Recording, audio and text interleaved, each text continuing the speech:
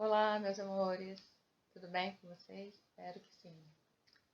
Então, nosso encontro hoje é para falar um pouquinho mais sobre a poética africana e nós vamos nessa videoaula, nós vamos passar por algumas páginas da apostila de vocês, encerrando a unidade, tá certo? Encerrando a unidade 3, que falava sobre a poética africana.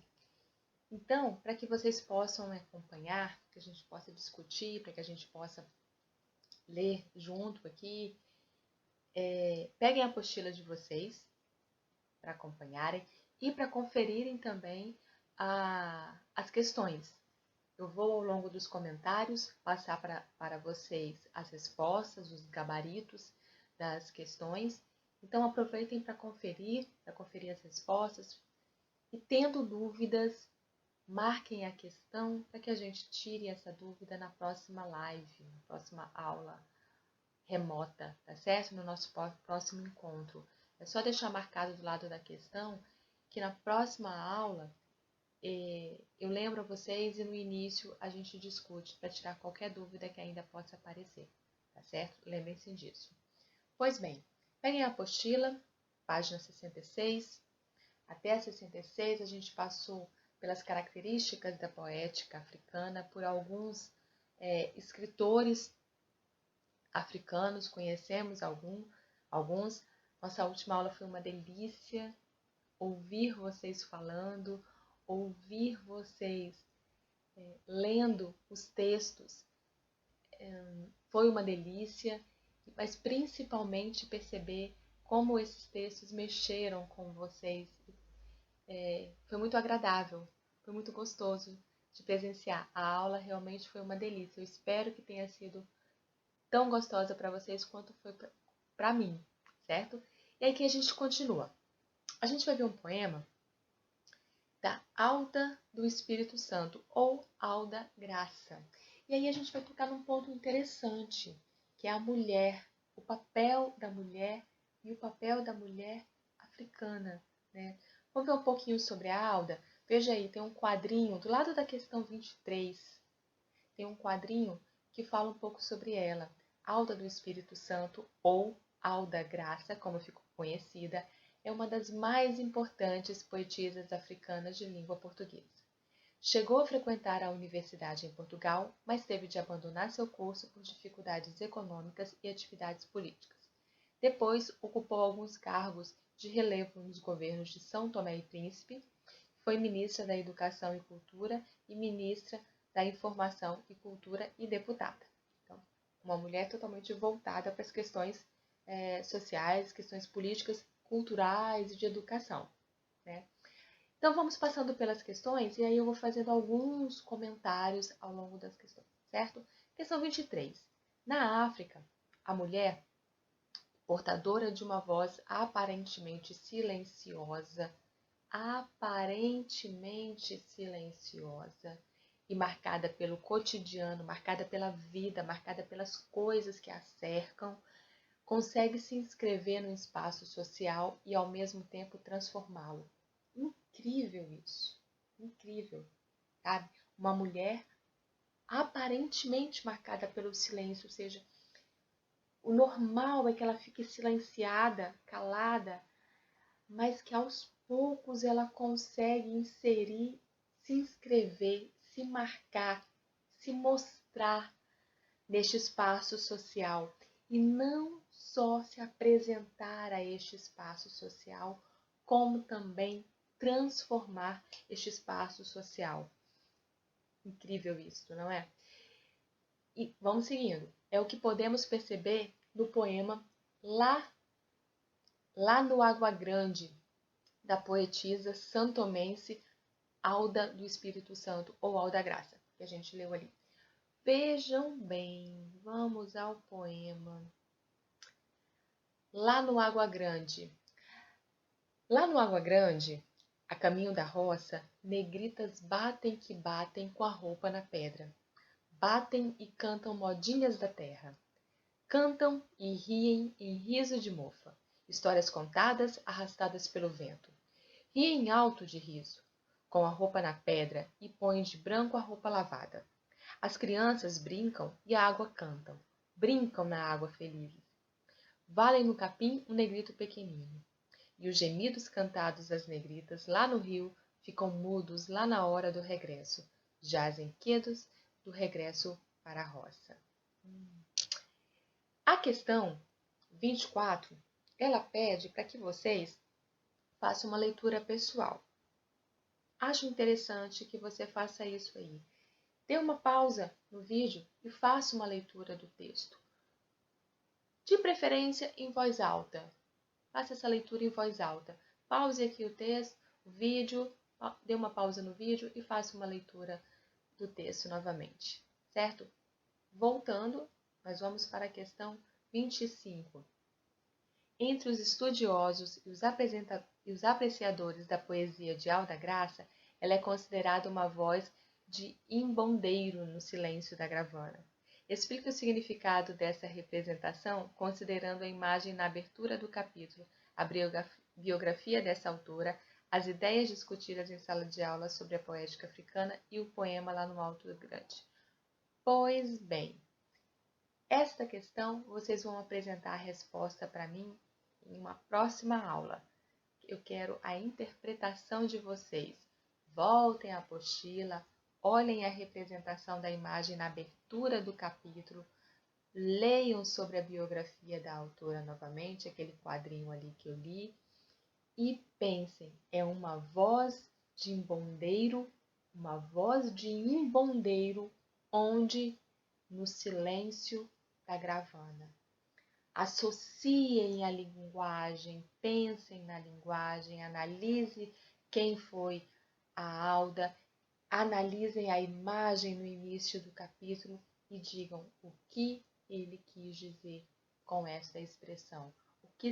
A que se refere chamar a Alda desta maneira, certo? Na nossa próxima aula. Questão 26. No poema estão contemplados os elementos que Senhor disse serem as marcas do negro, o ritmo e a emoção. Observe a marcação do ritmo na primeira estrofe. Marcação. As sílabas tônicas estão em negrito. Reparem aí no trechinho, as sílabas em negrito são as sílabas tônicas que marcam lá na água grande, a caminho da roça, negritas que batem com a roupa da pedra. Batem e cantam modinhas da terra. Olha o ritmo ditado aí, ok? Então, o poema lá no Alto Grande despertou sua emoção? Que recursos são usados para se conseguir isso?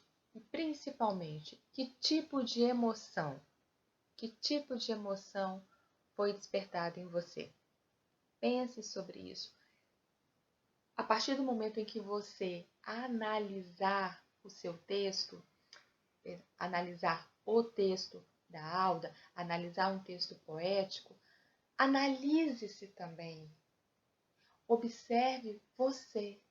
Como você reage àquele texto? Que tipo de pensamentos ele provoca em você? Que tipo de sentimentos ele provoca em você?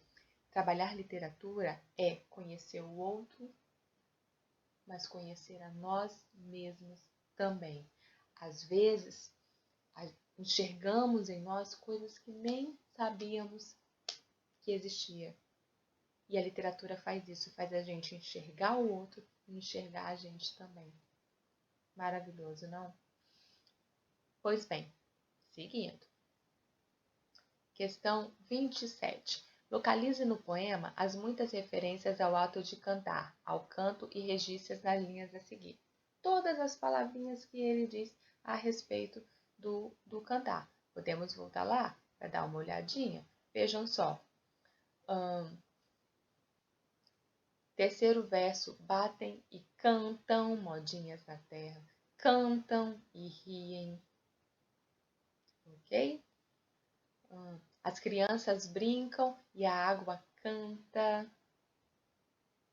Certo? Isso aí que era para você fazer. Citar os trechos em que ele fazia referência ao ato de cantar. Esta é a questão 27. Questão 28. O poema Ritmo, do poeta brasileiro Mário Quintana, falamos do Mário Quintana na nossa aula, dialoga com Lá no Água Grande. O que é um texto dialogar com o outro? Eles tratam do mesmo assunto. Quando eu digo que um poema dialoga com o outro, um conto dialoga com outro conto, uma música dialoga com outra música, significa que eles tratam do mesmo tema. Eles têm uma abordagem semelhante, tá certo? Isso é o dialogar. Então, o texto do Mário Quintana dialoga com o texto da Água. Em que consiste esse diálogo? Realize uma leitura comparada desses poemas para responder a essa pergunta. Vamos ver então. Vamos ler aqui para ver o que o Mário Quintana diz. Na porta, a varredeira varre o cisco, varre o cisco, varre o cisco. Na pia, a menininha escova os dentes, escova os dentes, escova os dentes. No arroio, a lavadeira bate a roupa, bate a roupa, bate a roupa, até que enfim se desenrola toda a corda e o mundo gira imóvel como um peão. Reparem que ele amplia as ações. Ele fala da lavadeira, mas ele fala da menininha escovando os dentes, ele fala da varredeira. Ele amplia as ações cotidianas, coisas que as pessoas fazem no dia a dia, ações cotidianas. Então, é nesse sentido. Mário Quintana era um grande observador do cotidiano. E, às vezes, ler Mário Quintana é meio que fazer o seguinte: eu leio e eu paro e penso, verdade. Eu não tinha parado para pensar nisso. Eu não tinha observado isso. Que interessante. Porque ele mostra para gente um cotidiano, um dia a dia, sobre outro olhar. Isso é muito legal. Vou seguindo, como eu disse para vocês no início da videoaula, qualquer parte aqui você vai acompanhando comigo a página, você vai acompanhando a questão, vai ouvindo os comentários. Toda dúvida, questão, você ao lado anota, ao lado da questão. Marque a questão e coloque uma observação, coloque uma pergunta, coloque uma marcação, o que for mais fácil para você, para quando nós estivermos na nossa aula, você lembrar de me perguntar, tá certo? Lembra isso. Anota na apostila, do lado da questão, a dúvida que você tenha, para que na nossa live você se lembre de me perguntar ou de fazer algum comentário. Questão 29.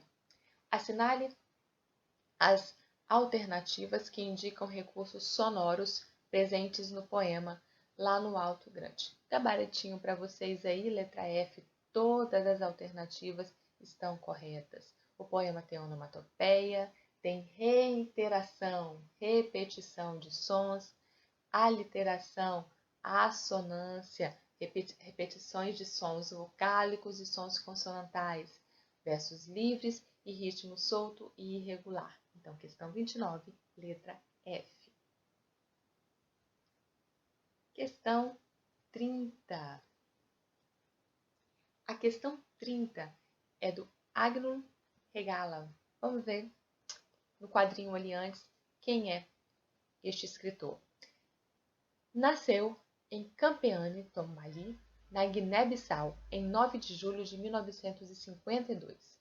Formado em jornalismo no Centro de Formação Jornalística em França, desempenhou as funções de diretor na Radiodifusão Nacional e de diretor-geral da Informação do Ministério da Informação, além de integrar o governo por 2 ocasiões como secretário de Estado de Informação. Atualmente dirige a Rádio Bomboló. Questão 30. A voz é uma espécie de impressão digital. Cada um tem a sua. A gente às vezes reconhece, né? Às vezes a gente está na sala, escuta alguém falando no corredor, a gente já sabe quem é, porque a voz é como uma impressão digital da pessoa, né? embora existam vozes parecidas, especialmente em uma família. Quando sentimos empatia, nossa voz passa por um processo de convergência e moldamos o timbre, a altura e até o jeito de falar. E a voz de uma criança? Ela deve soar como a voz de uma criança e não como o eco do pranto. Poema: O eco do pranto. Não me digas que essa é a voz de uma criança. Não. A voz da criança é suave e mansa. É uma voz que dança. Não me digas que essa é a voz de uma criança. Parece mais um grito sem esperança, um eco, partindo do fundo de um beco. Não me digas que essa é a voz de uma criança. Essa é doce e mansa. É uma voz que dança. Essa parece mais um grito sufocado sobre o manto.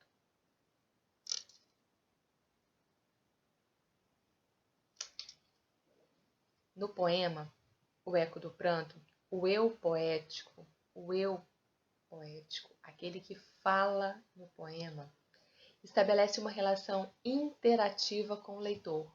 Ele interage com o leitor, fazendo comentários em tom entre surpresa e dor. Transcreva os versos em que essa interação ocorre de forma mais direta. O que ele quer nessa questão? Que você mostre as palavras do texto que definem que o eu poético está falando com o leitor. Um exemplo é Não me digas. Ele está diretamente falando com o leitor, né? Não me digas. Conversa com ele diretamente. É um exemplo. Questão 32. É interessante observar nesse poema o processo de nasalização. O som é nasal, então muita letra N, muito som nasal. Transcreva as palavras nas quais as vogais aparecem nasalizadas.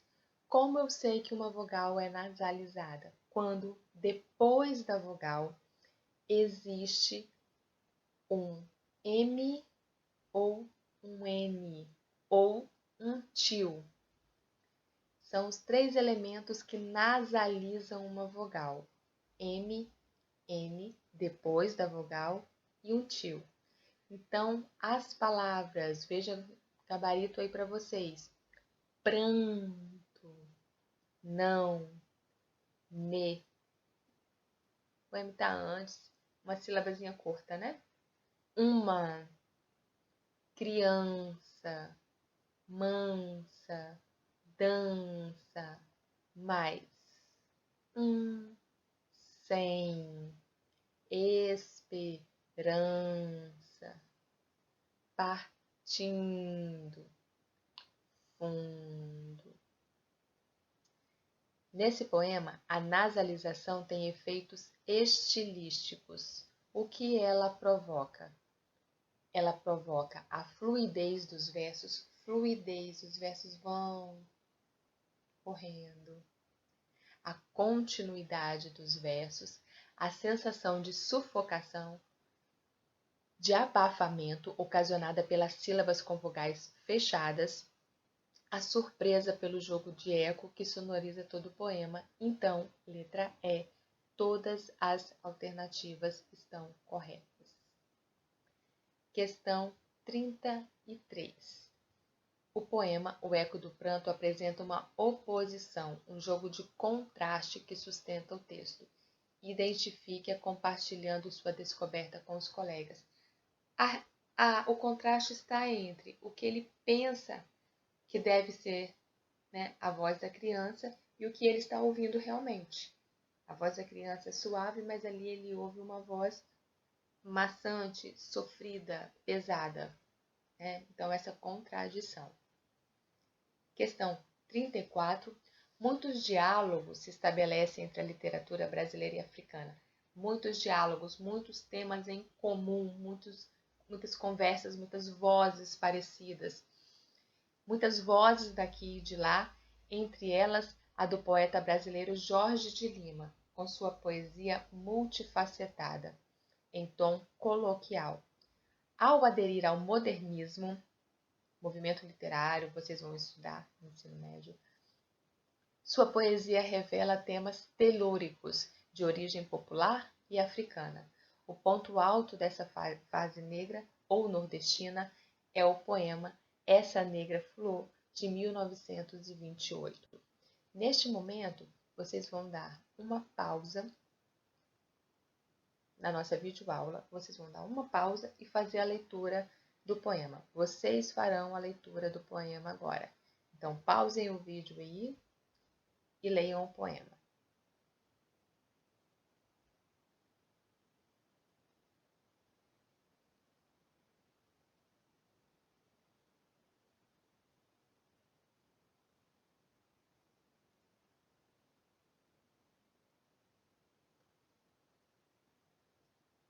Tudo bem?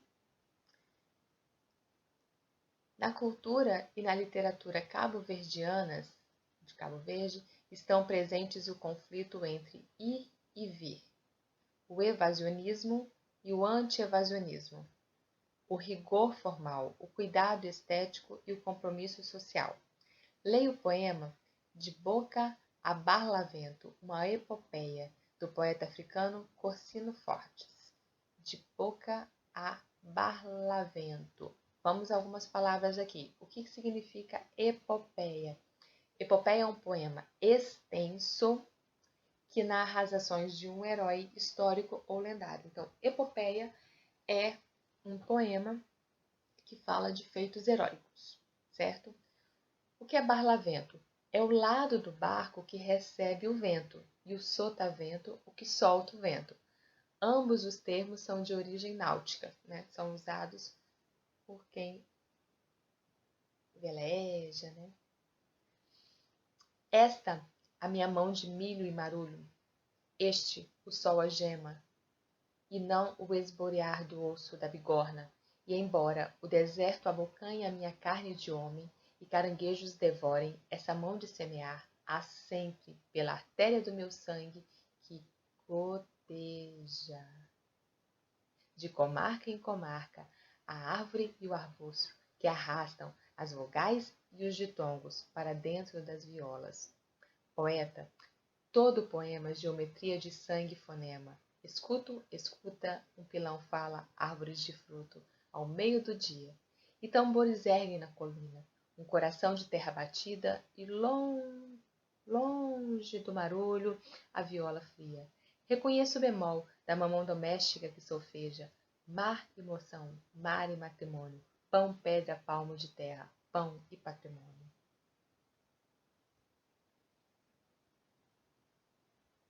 Questão 36 e 37 são questões relativamente pessoais, tá?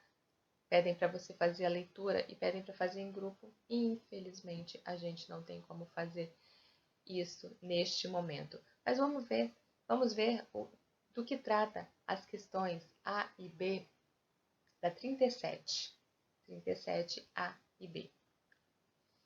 É possível afirmar que a linguagem usada no poema De Boca a Barlavento é contida, seca? Sim, né? Reparem, ela é cortada. Não é um texto que se desenvolve, é um texto marcado, cortado, né? Justifique sua resposta com passagens do texto. Sim, a linguagem é seca, ela é enxuta. Quase não há artigos. Olha aqui no gabarito as explicações para vocês. Quase não há artigos. O símbolo, né, do E reduz ainda mais o número de palavras e existem poucos adjetivos no texto. Questão B. Que recurso gráfico escrito é utilizado para expressar a dor crescente do trabalhador? Veja só. Essa dor crescente é representada pela palavra goteja, escrita letra por letra como gotas de sangue. Perceberam que a palavra goteja tinha uma letra em cada verso, como se fossem as gotinhas. Engano? Isso é proposital. Isso não é aleatório. Isso é proposital dentro de um texto. Certinho? E, enfim, nós temos um texto do João Cabral de Melo Neto. O que nós vamos fazer? As leituras seguintes aqui, João Cabral de Melo Neto, no poema 9. Temos poema 10, poema 11, poema 10 do Antônio Jacinto, poema 11 do Manuel Bandeira. Estes poemas vocês farão a leitura.